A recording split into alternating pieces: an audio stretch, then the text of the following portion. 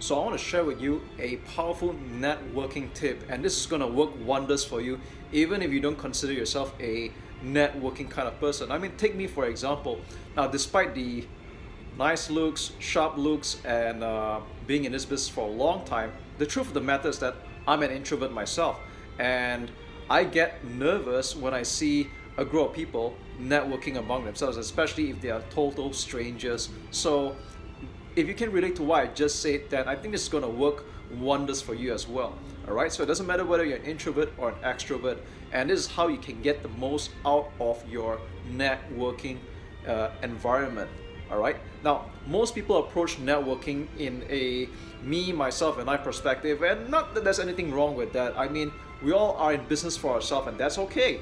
All right, but understand that everyone goes to the networking events with the same intention as well, because everybody wants to make the sale, everybody wants to grow their business as well. Perfectly valid.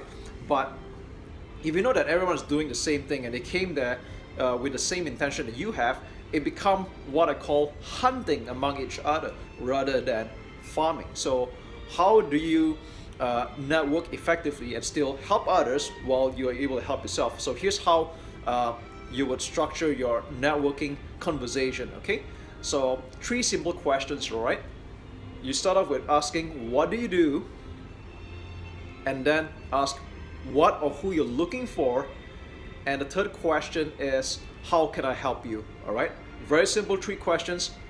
What do you do, what or who you're looking for, and what can I do to help you out? Now again, I know at this point you might freak out a little bit, maybe like I don't know how to help out at all, and that's okay. You can just be honest about it, but most of the time you might be surprised to know that even if you don't think you're able to help, chances are you know someone else who does. All right, so don't underestimate your own network or the connections that you have right now, no matter how small you might think it is.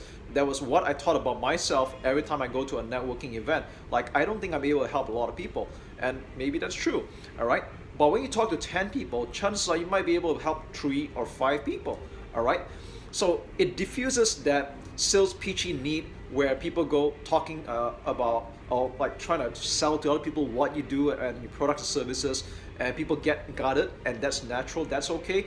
But when you spend more time being interested and you listen more to what the other person has to say, don't you think that they'll be more inclined to learn more about you as well? Because it is said that the most beautiful word that people hear is more about you, like about themselves. Okay, so invest more attention into the person you're listening to.